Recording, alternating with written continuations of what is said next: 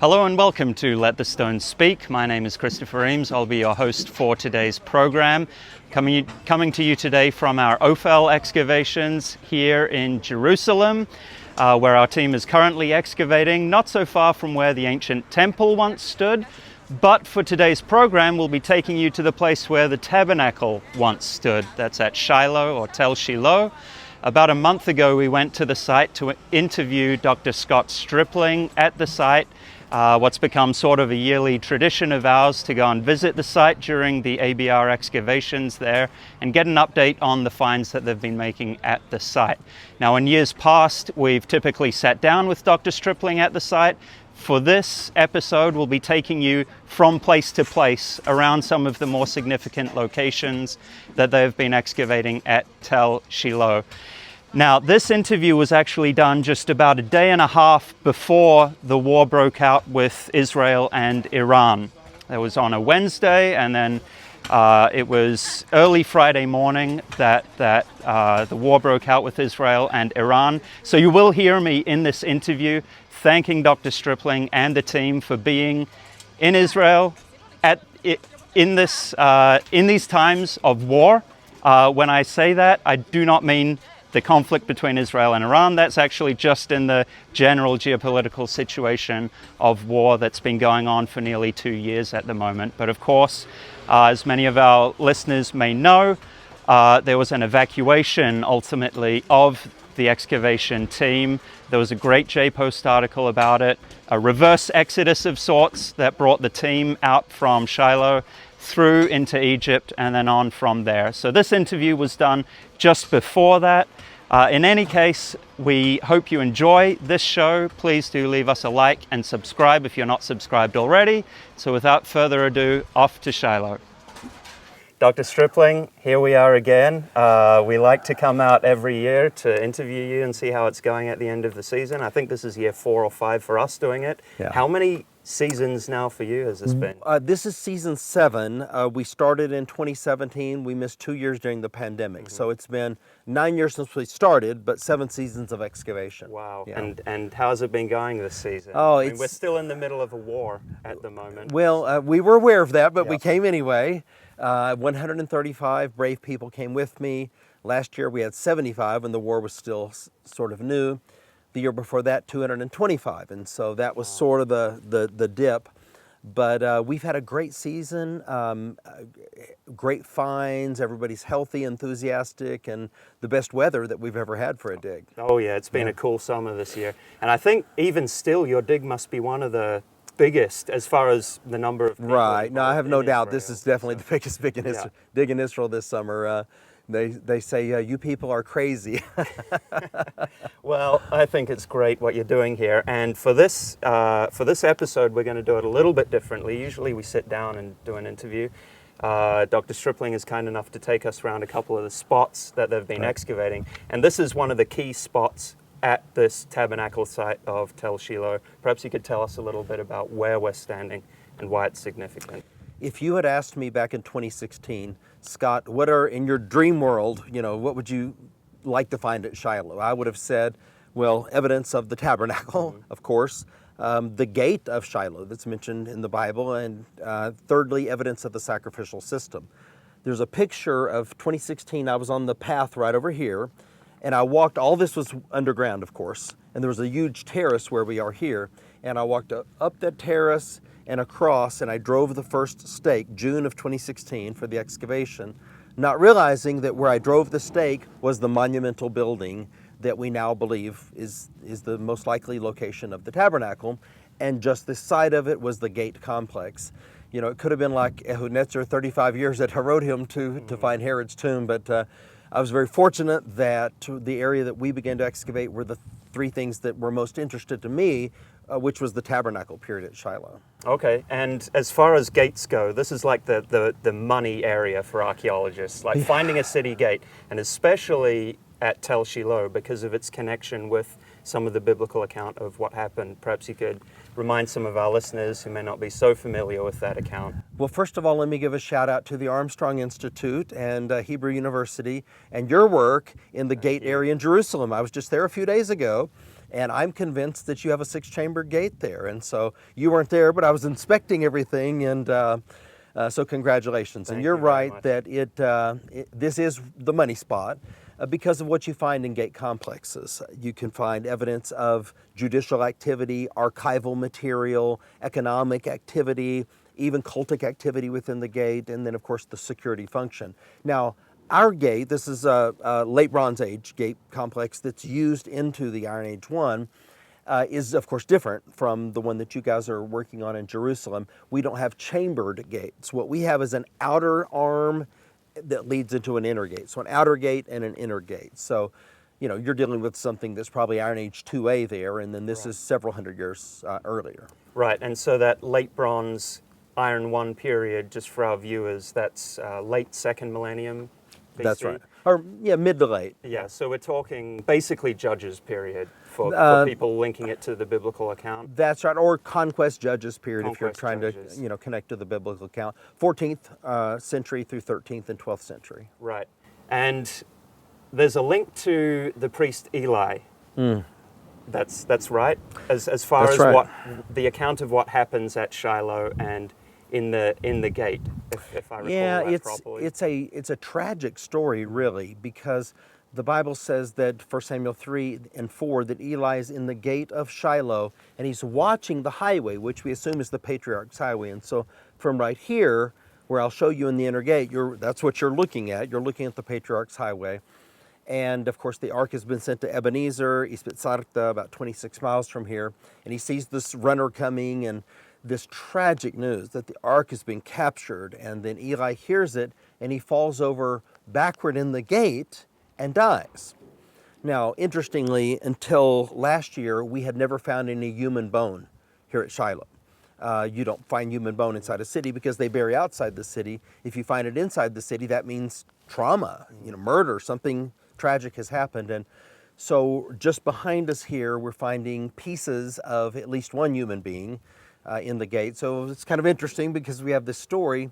And then in the Amarna letters, El Amarna 288 refers to Silu, which I believe is Shiloh. I have an article coming out on that identification. And it names two people who are murdered in the gate of Silu, Turbasu and Yaptihada. So we have these three accounts of death in the gate of Shiloh, and now that's what we're excavating. So makes you want to come dig here, doesn't it? Oh yeah, I would love to. Some free time, possibly. Yeah. So just to quickly explain what this is behind us, what are we looking at here? Yeah, so the first clue that I had, this big wall over here, that's Middle Bronze Age, or let's say MB3. And we of course, were way above that. So when we excavated down and began to see that, and there was no glacis here. On the other side of that wall, it's glacis, and the glacis goes around the entire site. So I asked myself, why is there no glacis here? And that made me curious, and I thought, maybe there's a gate or something like that. So as we continued to excavate, we found an opening in the wall. You can see it right over there, this symmetrical opening that had a patch over it. When we removed the Byzantine patch, it was a symmetrical opening in the, well, there's only one reason you would have an opening in your wall. I thought it's at least a postern gate.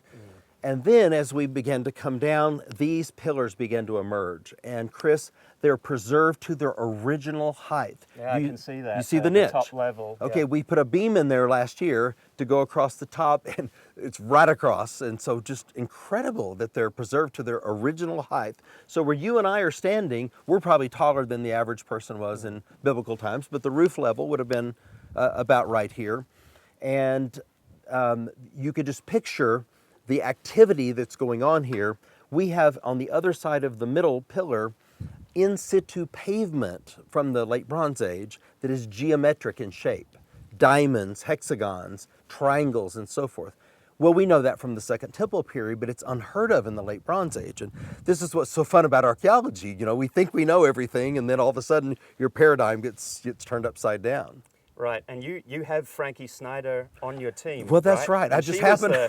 She was the famous one that recreated this tiling for the Temple Mount compound with all the shapes. Yeah. And so that's what you have here essentially for the Bronze Age. It couldn't have been any better. I mean, so yes, she used simple math to, now we know what the flooring in the Second Temple looked like because she was able to crack the geometric code.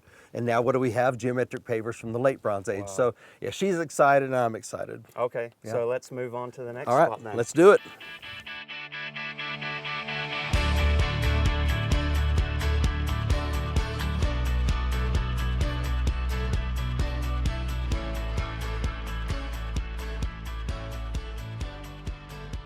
Dr. Stripling, where are we standing and what is it? Well, you're standing right in the midst of the ancient favissa of Shiloh that dates to the biblical times. About right here, Chris, from your shoulders down to your feet, this was solid bone, if you can imagine that. Bone on top of bone mixed in with late Bronze Age pottery, beautiful painted LB pottery, chalices, goblets, bowls that you would associate with the sacrificial system. The building that we believe was the building of the tabernacle is due west of here. So you leave the tabernacle building, you walk for about 30 seconds to the edge of the site, and then they have dug a pit here, and that's where they deposit the bones from the animal that has been sacrificed along with the drink offering. And so the pottery are goblets, chalices, bowls, and things that are cultic in nature.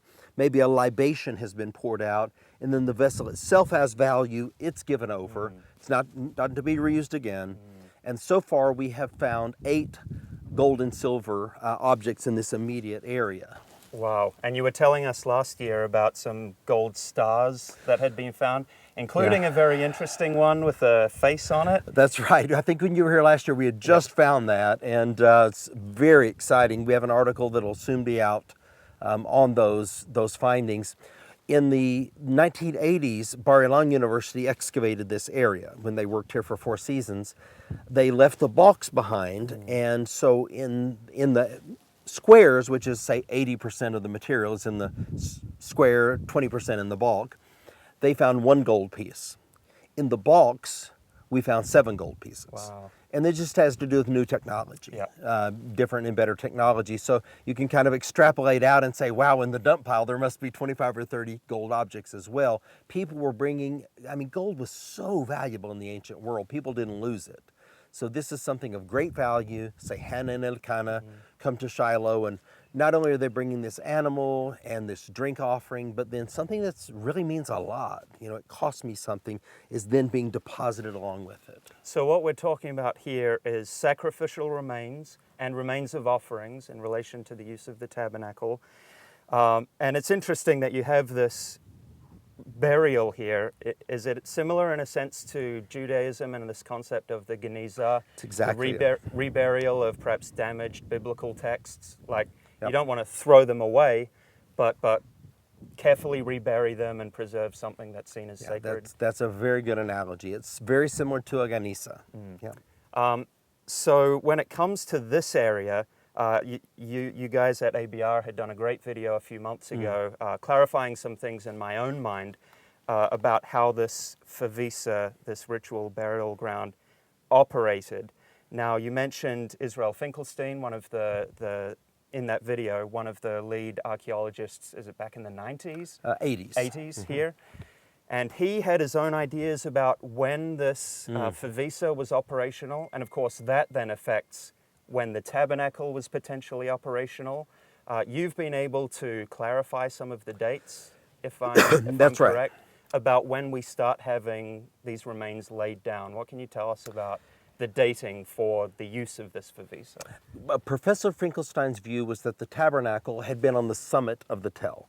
And when the Israelites arrived, in his view, back then, he would have said around 1200 or something like this, Israelites arrive at Shiloh, and there was all of this material from Canaanite sacrifices that had been piled up for hundreds of years. I guess he viewed that in Canaanite temples they just had big mounds of bones and so forth, but he thought that they removed them from the summit and dumped them all here on the edge of the Tel all in one time. And so the favissa was created around 1200, at the very end of the late Bronze Age, all at one time. What we have found is different from that. We have seen microstratigraphy, and in fact, you can see it in the bulk right up here. There's bone, there's bone sticking out of the bulk, and there's layers and so forth within that. The pottery is more LB2 than LB1. So he thought that it was a Canaanite sacrificial system. Our view is that it synchronizes perfectly with the biblical sacrificial system. The bones coming out of this core favissa are 99.9% kosher, as per our zoo archaeologist, Professor Haskell Greenfield. The pottery, all LB2 pottery right here. So the stratification, the dating of the pottery, the radiocarbon dating, which they were not able to do in the 1980s, which we're now doing, all point to a deposition over time, and that it does correlate. In my view, the Israelites arrive here, say, at the beginning of the 14th century, and it matches very well with that. Right, and yeah, that's something I would agree with about that early Exodus and early conquest model. And I think it fits perfectly to what you have here, because if you take the comparatively popular late view, you have to conclude that this is Canaanite remains from these That's earlier right, periods. because you're talking 150, 200 years difference, and so Right. you would have to conclude that. Now, challenges are, why are the bones all kosher? Why are they disproportionately from the right side of the animal? On the rest of the site, the bones are equal distribution, 50-50. Here, it's disproportionately right-sided. And so it's not one thing, but it's sort of inductively. It's a lot of things that build up to give us a high degree of confidence that this is an Israelite favissa. Okay, and the biblical account speaks to the use of Yeah. the right side of the animal. Yeah, Leviticus 7. Yep. Yeah, the right side of the animal is the priest's portion. Who lives at Shiloh? The priests. Right. It all makes sense. This is amazing. Yeah. So, on to the next one. All right, here we go.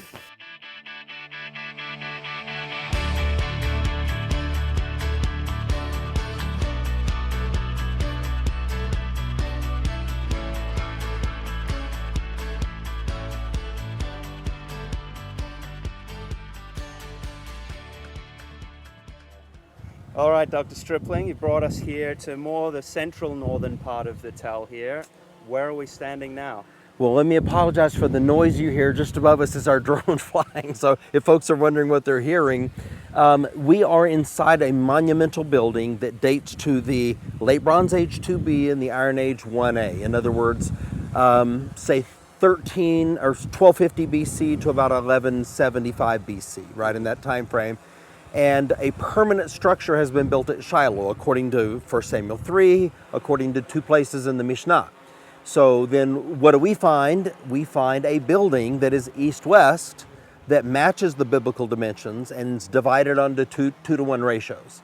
Astounding. Within this building, we're finding pomegranates, 5 so far, miniature pomegranates with hooks, which is a motif of the tabernacle, demolished altar horns as well. And as we're bringing all of this area down, what we would call the holy place, then we move into the most holy place. And of course, we have the Ark of the Covenant there that we have found. You've heard this, right? I have. No, I'm just Amazing. kidding. But literally think about this, where the Ark of the Covenant would have been for over 300 years. And so Jeremiah 7:12, go now to Shiloh, where I first caused my name to dwell. See what I did there. And so we can go have a look if you'd like. Sounds good. Let's do it. All right. All right, Dr. Stripling, you've brought me a little bit further west. I feel like I should have ritually purified myself.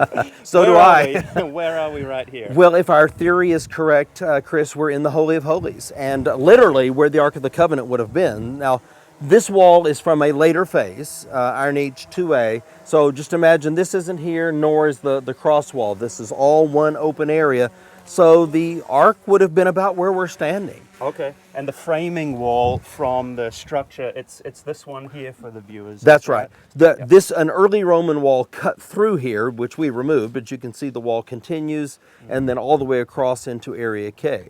And you do have a parallel with the measurements for what we know of the tabernacle at that time? Right. Of course, none of us are, in fact, I saw you wrote something on this, none of us are exactly certain what the cubit was, but I think what's most important is that it's a 2-to-1 ratio, okay? And so it does closely match the biblical account if we're accurately understanding what a cubit is. Right. But most importantly to me is it is perfectly east-west. and it's divided on 2-to-1 ratios. Right here in this area is where the pomegranates are coming from. Now, why would nowhere else on site are we finding pomegranates?